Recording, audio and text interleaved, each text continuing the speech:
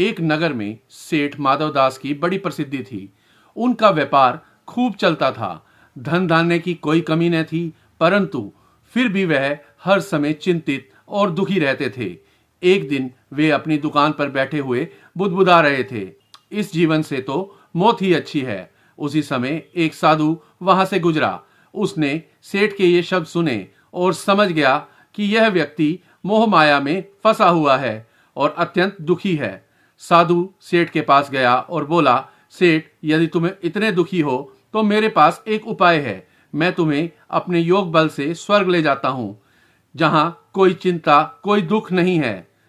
सेठ ने साधु की ओर देखा और कहा, आपकी कृपा है, परंतु अभी मैं नहीं जा सकता। मेरी कोई संतान नहीं है। यदि संतान हो जाए तो मैं अवश्य आपके साथ स्वर्ग चलूंगा। साधु मुस्कुराया और वहां से चला गया। कुछ वर्षों बाद सेठ के 2 पुत्र हुए। एक दिन फिर साधु दुकान पर आया और बोला, सेठ, अब तो तुम्हारी संतान हो गई है, अब तो चलो स्वर्ग। सेठ ने सिर हिलाया और कहा, संतान तो हो गई है, पर अभी वे छोटे हैं। जब वे बड़े होकर व्यापार संभाल लेंगे तब मैं तुम्हारे साथ चलूंगा। साधु ने धैर्य रखा और वापस चला गया। कई वर्षों के बाद जब सेठ के पुत्र बड़े हुए और व्यापार संभाल लिया, तब साधु फिर से सेठ के पास आया, लेकिन इस बार सेठ दुकान पर नहीं था। साधु ने पूछा तो पता चला कि सेठ की तो मृत्यु हो गई है।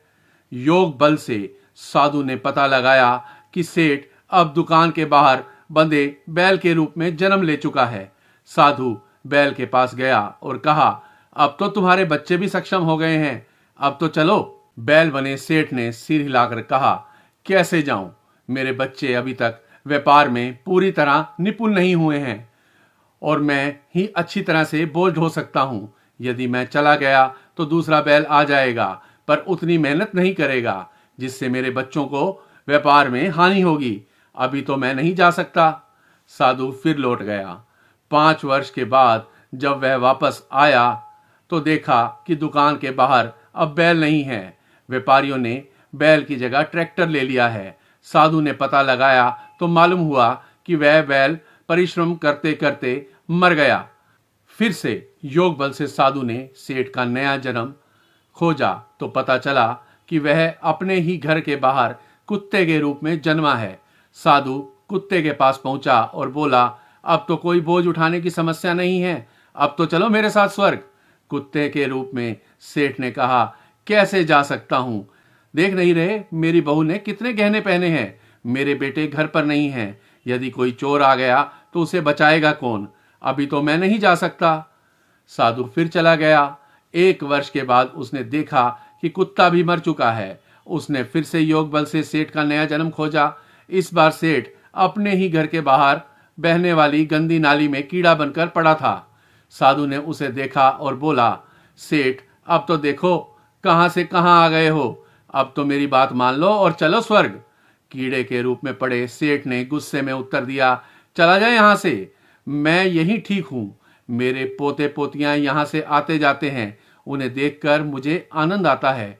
स्वर्ग में जाकर क्या तेरा चेहरा देखता रहूंगा? साधु ने गहरी सांस ली और वहां से चला गया। यह है मोह माया का चक्कर, जो आत्मा को ऊपर उठने नहीं देता, बल्कि बार बार नीचे गिराता रहता है। यदि हम कर्म करें तो उन्हें मोह ममता से मुक्त होकर करें, तभी जीवन और मृत्यु के इस चक्र से हम बाहर निकल सकते हैं। तो दर्शकों, हमें उम्मीद है यह कथा आपको बहुत पसंद आई होगी। आप इस वीडियो को लाइक और अपने दोस्तों के साथ शेयर अवश्य करें और हमारे चैनल को सब्सक्राइब अवश्य करें। नमस्कार।